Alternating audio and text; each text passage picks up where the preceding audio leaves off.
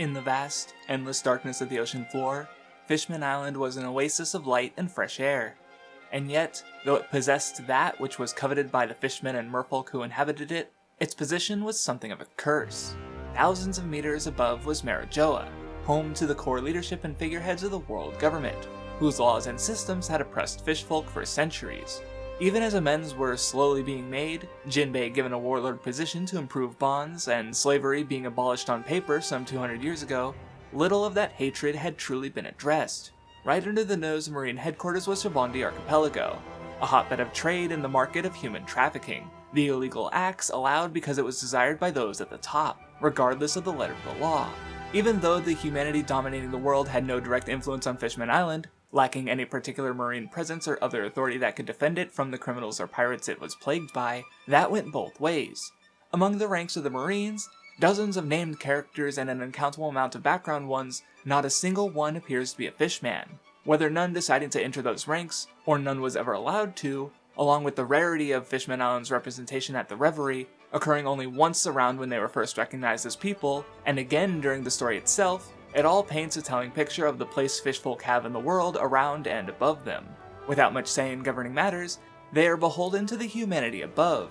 Slavery and pirate raids were not stopped, only stemmed, by the flag of Whitebeard, a pirate capable of giving protection where the government failed, only for it to be replaced with the flag of Big Mom after his death, the less kind ruler demanding goods in exchange for a word of protection, but never an act.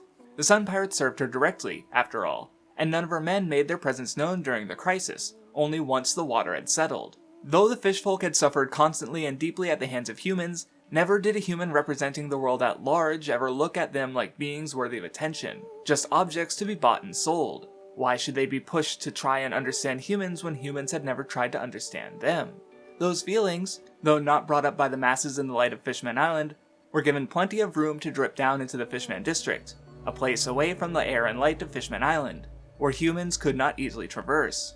There, the blood that was spilled above trickled down into the hearts of those who lived there, who gladly cursed the humans and the queen who spoke kindly of them. Those who'd been empty, given nothing, instead took from what was around them. There were no humans in that underwater domain, where the light Otohime offered did not shine, the queen never reaching out into that darkness. That was the environment that gave birth to Hody Jones and the new Fishman Pirates, for nothing had happened to them. They'd never been attacked, marred, or enslaved, yet their hatred was expansive. The pain in those around them who'd suffered and known others to suffer became theirs. They desired the darkness. Where Otohime wanted fishfolk to tread into the light, Ikaros feared it. Daedalus had been dried out by the sun, therefore he too believed that, like the sea creatures they were unfit for the surface, his comrades too accepting that darkness. The sun is a symbol recurring in the series, one of the dawn, of tomorrow. Yet the new Fishman Pirates, by rejecting that tomorrow, cling to the past ills that still plagued Fishman Island, and for the acceptance of that darkness, that blindness, Hody's plan could be said to be doomed from the start. He also touted his strength as the best swordsman of Fishman Island, the second best being Hachi, a swordsman of little particular skill. For Hyozo's ignorance in how far humanity's strength could reach, he was merely a frog in a well. Hody Jones, decently powerful among fishmen and even more so with the use of drugs he'd developed, earnestly believed that he could wreak havoc at Reverie, a location we come to see being defended by Fujitora, Ryokugyu, and Cypherpole Zero, powerhouses who would have likely made short work of Hody, who even loaded with drugs could not hold a candle against a Luffy restricted by his environment, one that prevented him from utilizing his strongest moves, like Gear 4th. In comparison, Arlong, who did go into that outside world, meeting the likes of Borsalino, did not challenge Marijoa, but instead went to the East Blue, the weakest of seas, settling for oppressing the weakest of humans for his ends. For Hody Jones, being a frog in a well himself, his plan was doomed before it could even begin to reach that point. That lack of understanding of humanity was all too fitting for how the new Fishman Pirates operated, their narrative one of perfection. Fishfolk were blessed with power from the sea, natural power that fit the ocean-dominated planet of theirs better than the landlocked humans. Arlong dictated the conflict as a holy one, fishfolk and their god-given power leading to their oppression as a result of human envy. And that was their framing. Fishfolk were inherently superior and could do no wrong, while humans and human sympathizers were the enemy. Hody was unmistakably evil towards humans, using them as slaves much like the heavenly dragons did to fishfolk, sparing no lives or livelihoods. But it was fine. A fishman could do no wrong if it was for the cause of crushing the humanity that was far worse. That black and white view left no room for mistakes or nuance. Zio refused to let his actions be construed as anything but perfect, twisting his errors into secret masterstrokes, for otherwise would put them on the same level as the endless failings of flawed humans and intrude on the absolute righteousness of their cause. And perhaps the deepest irony of the group was mentioned by Dosun.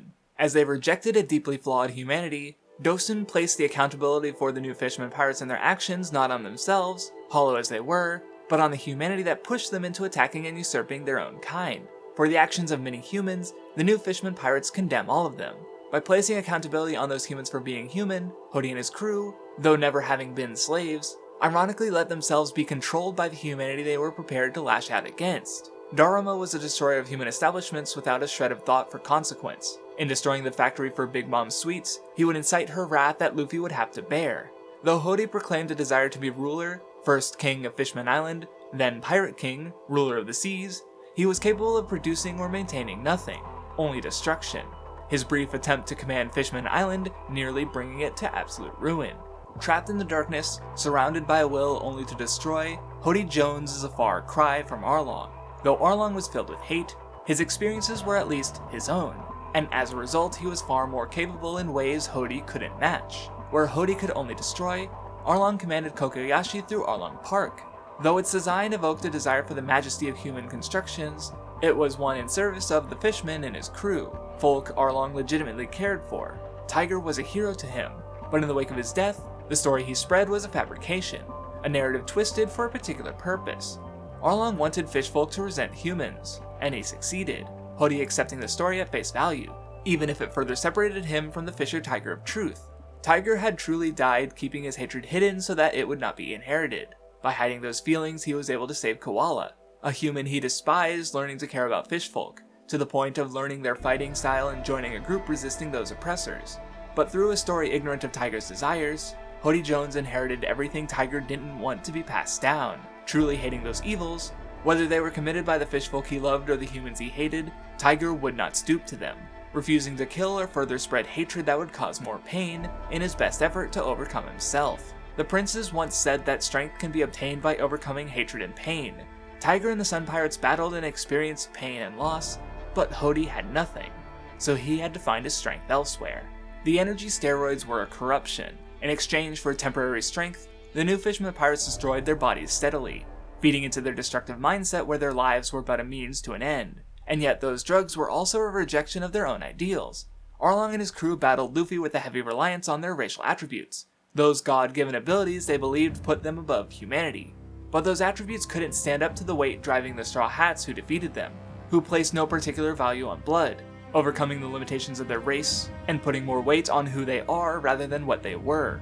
Hody too seemed to evoke the same ideology, destroying human pirates while shackled, those chains symbolic of the oppression they face at the hands of humans. His performance a statement that even with that oppression, the power of the fishfolk and their natural habitat far outstripped humanity. Against Zoro, one who'd already demonstrated how racial attributes didn't make up for inability in other areas, revealed Hody's weakness, easily defeating him even in his natural environments. It was only through those steroids that Hody was able to make up the difference, even if doing so only revealed how little his own natural power was truly worth, the temporary measure possessing long-term consequences for his inability to overcome himself. Though flawed, Hody Jones, as the personification of the darkness of Fishman Island, would always be a threat to the light as long as he continued to go unrecognized. Queen Otohime stood in the light, always looking to the light. Fishman Island was on a seafloor surrounded by darkness, the sky far above possessing a light they could not imagine.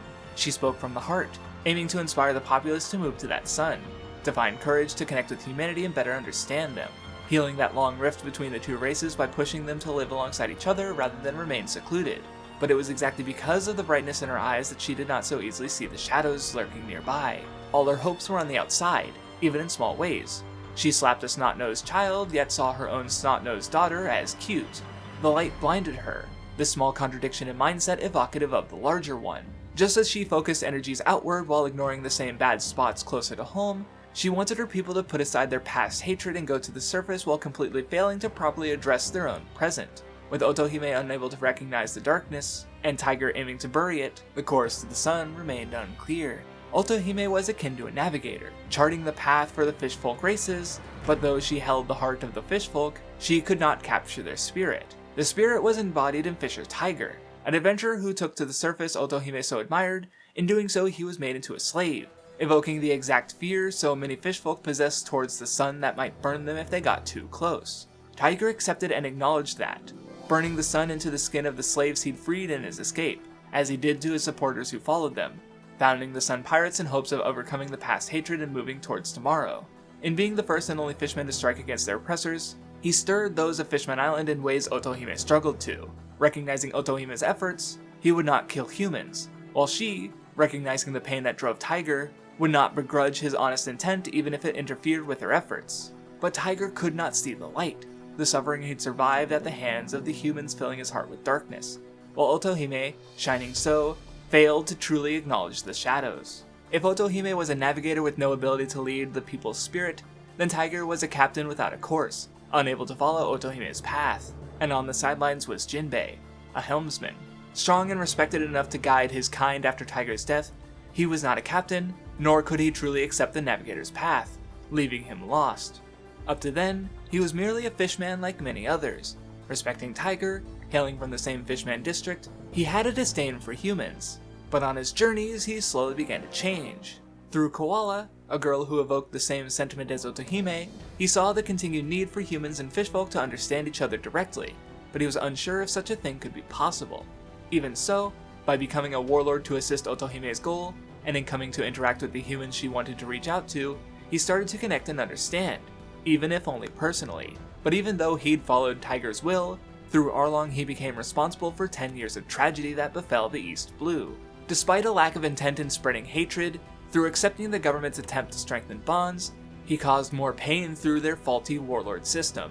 Nami suffered in ways that were all too familiar to the fishfolk, not so different from a slave herself, having witnessed a loved one die in front of her. Had she come to hate fishfolk as a result, though tragic, it would have been all too understandable. And yet, she didn't succumb to that hate. Through her journey, she had her own experiences. She befriended Kami and came to forgive Hachi. She saw the human systems in place that led to their suffering.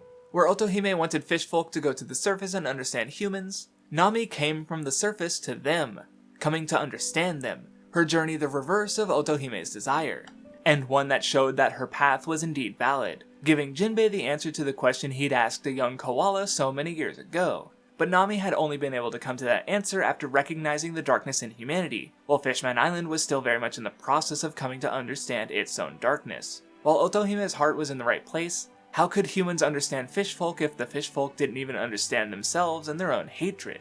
Falling victim to that darkness, she begged her children not to hate the perpetrator, whoever it was, human or fishfolk. Hody Jones claiming that the perpetrator was human, despite being a blatant lie, was completely accepted at face value. The darkness had already set in. The people of Fishman Island never imagined the possibility that one of their own would have killed Otohime despite being well aware of the extremists under their nose.